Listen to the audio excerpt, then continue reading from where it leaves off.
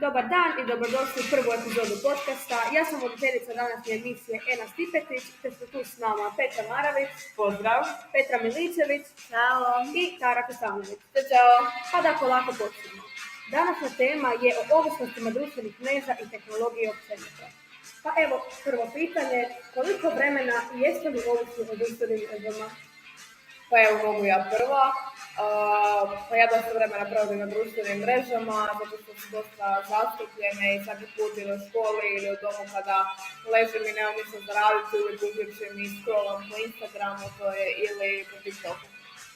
Pa ja također mogu reći da sam, ajmo reći ovisna o društvenim mrežama, zato jer i ujutro i popodne i kroz cijeli dan zapravo koristim internet, koristim društvene mreže i ne mogu se zamisliti bez njih. pa ja iskreno mislim da smo svi danas ovisni o društvenim mrežama, da rijetko ko ima da nije, i ovisno općenito o mobitelima. Jer ja svoj dan, evo, na primjer, ne mogu zamisliti bez da provedem najmanje 3 sata na tom mobitelu, tako da... Znači sve smatrate da ste ovisni, ajmo reći. Po jednu ruku da. Dobro. Šta mislite, koje mreže najviše privlače pozornost?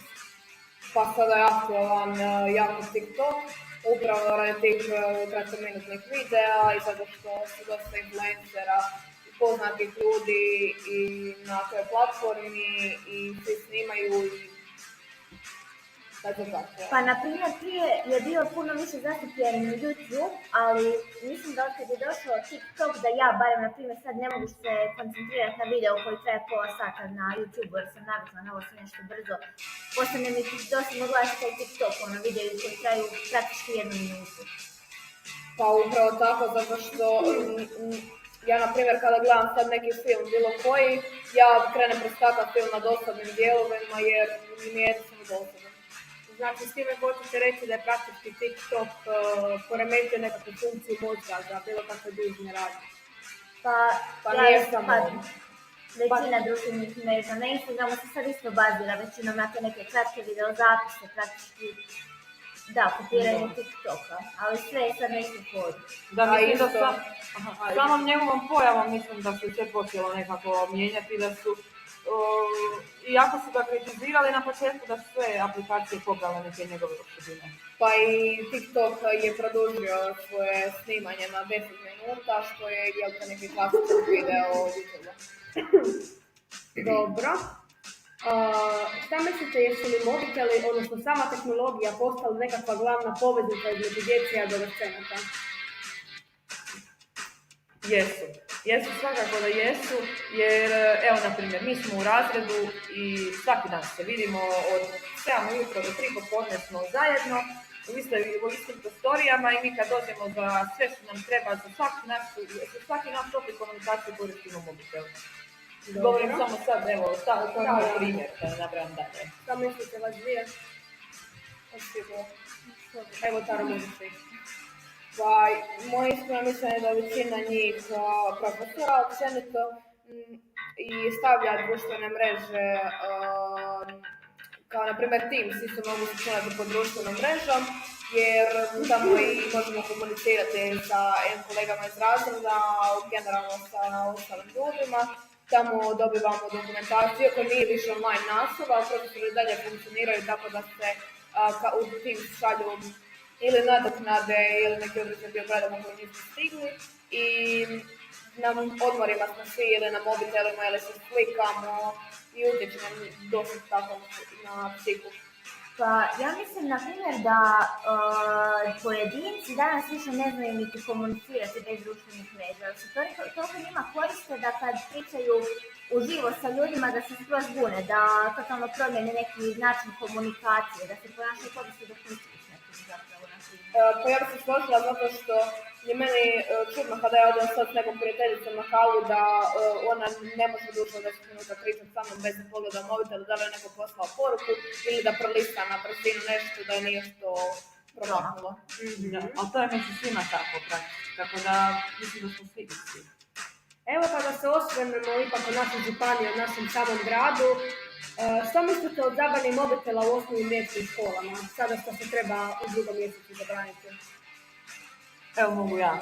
To je po mom mišljenju odlično. odlična odluka, odlična tema za raspravljati i mislim da nema nikakvih žalbi i potrebe za neslaganjem jer je ta odluka prošla i kroz vijeće učitelja, vijeće učenika, vijeće roditelja i na kraju krajeva u školski odbor ušla. Dobro. A i smatram da djeca danas u osnovnim školama previše vremena provode na mobitelima i da na njima gledaju svakakve gluposti, mogu slobodno reći, i da se sa njima povode i da je sve više radi tih društvenih mreža i mobitela nasilja u osnovnim školama. Možete malo usporediti kako je izgledala vaše osnovno školsko obrazovanje i društvo općenito u osnovnim školama, kako to sada izgleda? Pa, na primjer, ja vidim, pošto u društvu kojem sam ja ima i mlađe djece, i vidim da moj prvi mobitel je bio mobitel od tipkice. Ja jedno što sam mogla zvati i tražiti hvadat signal preko radija da će se meni pustiti neka stanica. Tako da sad vidim da neki imaju najnovije telefone, najnoviju opremu i tehnologiju općenito i da se koriste time skoro i brzo i jednostavno kao ja, toliko su uvježbani. A i, na primjer, ja od 1. do 6. razreda ja se ne sjećam uopće da sam nosila mobitel u školu. Na primjer, razumijem ako se trebaš javiti nekom ako si iz daljeg mjesta, a sad gledam, tipa od 5. razreda sam krenula nositi mobitel, mada ga mi u školi nismo čak niti koristili.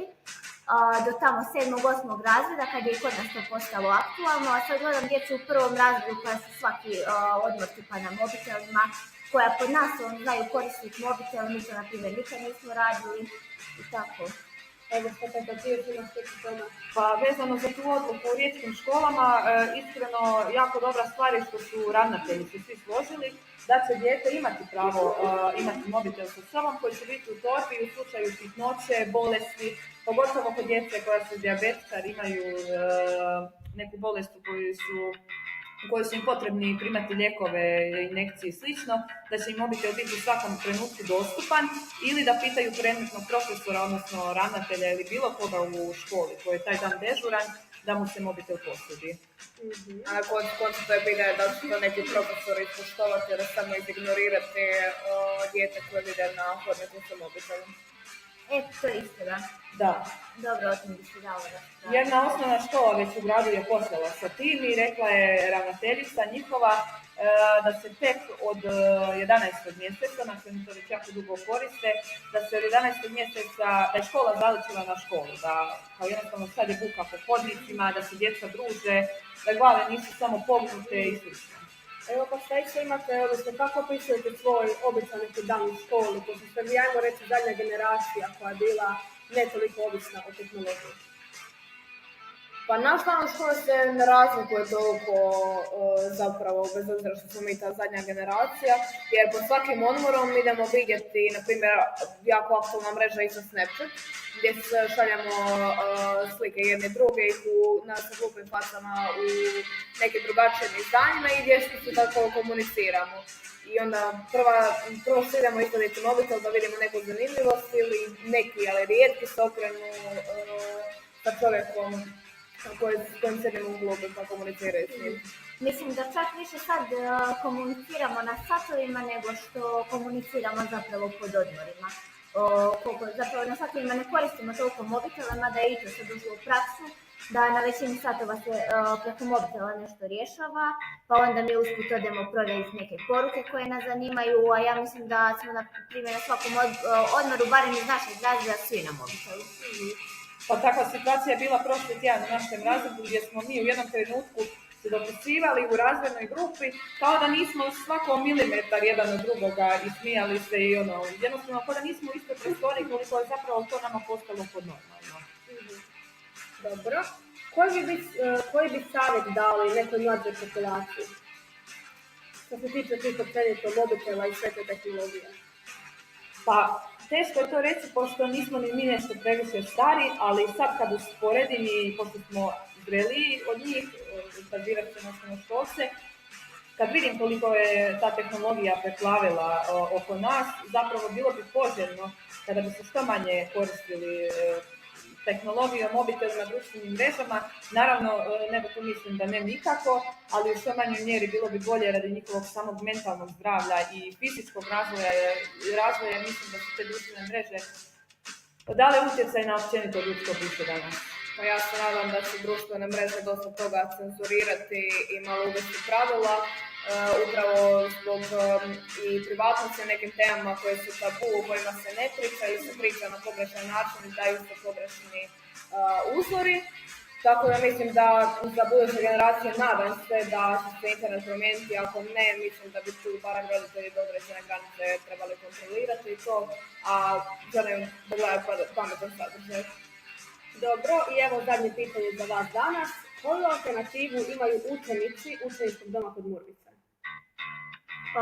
Pa ja mislim da mi u našem domu prije svega imamo mnogobrojne aktivnosti kojima se možemo odaljiti od mobitela i društvenih mreža, što od sportskih, od likovnih aktivnosti. Na primjer, isto umjetničke, mi smo većina tu u dramskoj, bavimo se sportovima, na primjer odbojka, ima nas u glazbenoj. Tako da mislim da su to dobre alternative za mišljenje društvenih mreža zapravo.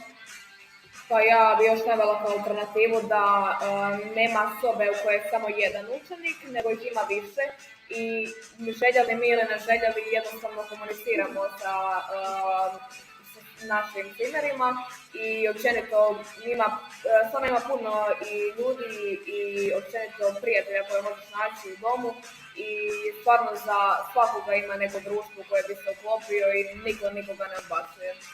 Evo Petra, možeš i ti? Pa ne, za učenički dom kod Murvice, evo stvarno, kao što je rekla i Petra, svaka pohvala za te slobodne aktivnosti, sportske aktivnosti i slično.